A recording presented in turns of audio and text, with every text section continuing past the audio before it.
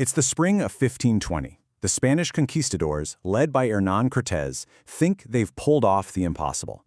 They believe they've conquered the mighty Aztec Empire without a real fight. They're holding the Emperor Montezuma hostage, and from their palace, they think they control the incredible city of Tenochtitlan. But they are so wrong.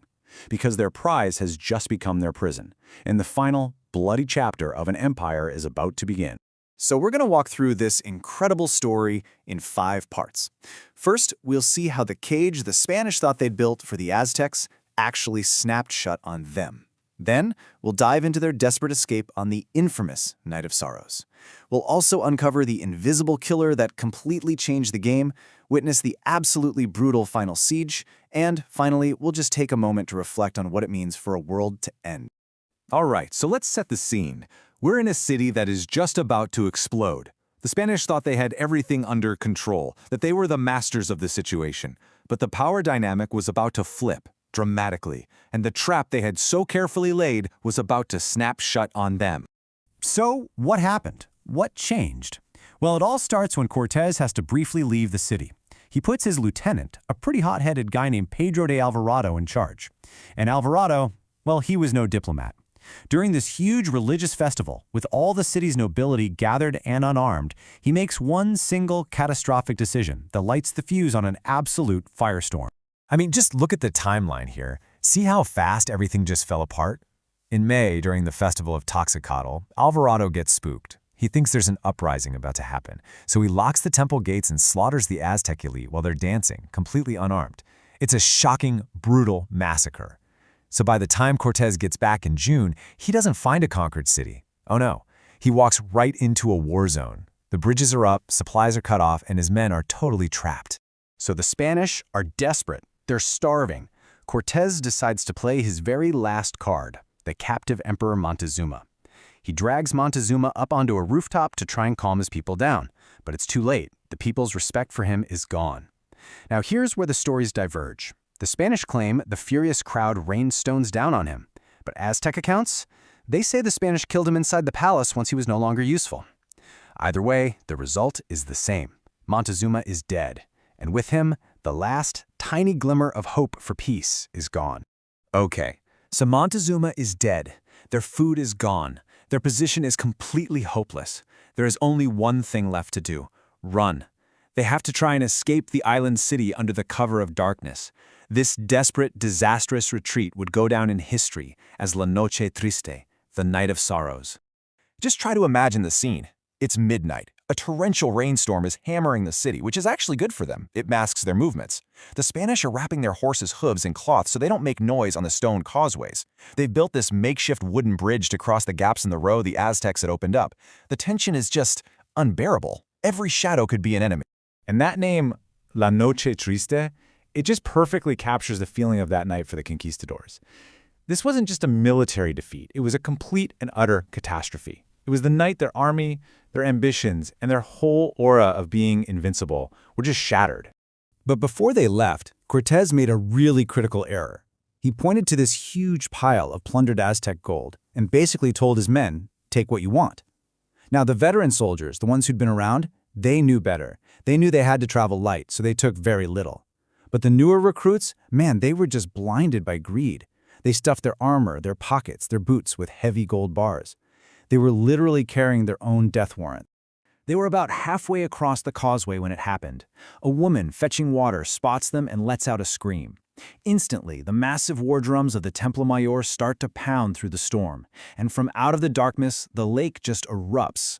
Thousands of Aztec warriors and canoes swarm the causeway from both sides, turning this silent retreat into an absolute slaughterhouse. And here's where you really get the scale of the disaster. Around 600 Spaniards died that night. Many were just dragged off the causeway into the dark water.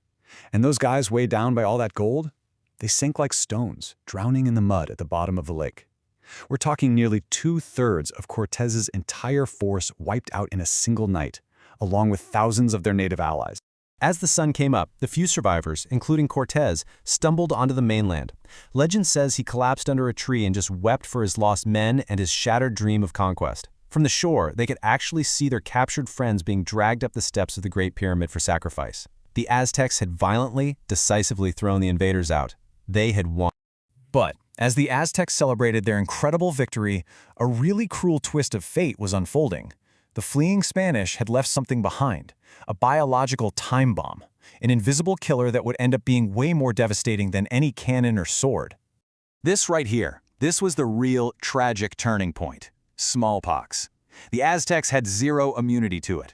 The disease just ripped through Tenochtitlan like a wildfire. It's estimated that it killed 40% of the entire population in just a few months. Think about that for a second. It killed warriors, farmers, and even the new emperor who had just led the victory against the Spanish. The city was literally dying from the inside. So while the Aztecs are reeling from this plague, Cortés is planning an absolutely impossible comeback. He knew trying to attack on the causeways again was a death trap. So to take the city, he had to control the lake. And what he does next is this incredible feat of engineering. He has his men and their allies build a navy, 13 warships in the mountains, then take them apart, carry them piece by piece over rugged terrain, and then reassemble them right on the shores of the lake. It's just unbelievable. And so Cortés returned, but not with a few hundred survivors. No, he came back at the head of a massive army of indigenous allies, and with a brand new navy, tailor-made to conquer an island city. The final siege of Tenochtitlan was about to begin. For 93 grueling, brutal days, starting in May of 1521, the city that was once this vibrant paradise was transformed into a vision of hell. This wasn't just a battle. It was a slow, methodical, agonizing strangulation of an entire city. Cortés's strategy was just merciless. His warships swept the lake, cutting off all food supplies. He cut the aqueducts, stopping the flow of fresh water. And as his forces advanced, they fought street by street, tearing down every single building to fill in the canals, making solid ground for his cavalry to charge. The Aztecs, led by their heroic final emperor, Cuauhtémoc, were starving and literally fighting from the rubble of their own homes. On August 13th, 1521, the resistance finally broke. The last emperor, Cuauhtémoc, was captured trying to escape in a canoe. When he was brought before Cortés, he touched the dagger on the conquistador's belt and spoke these incredibly dignified final words, accepting his fate and the fate of his world. You see, the fall of Tenochtitlan wasn't just a military victory. It was the complete and total annihilation of a civilization's center. It was the end of a world, and from its ashes, a new one was about to be built, quite literally. And this right here is maybe the most powerful symbol of the entire conquest.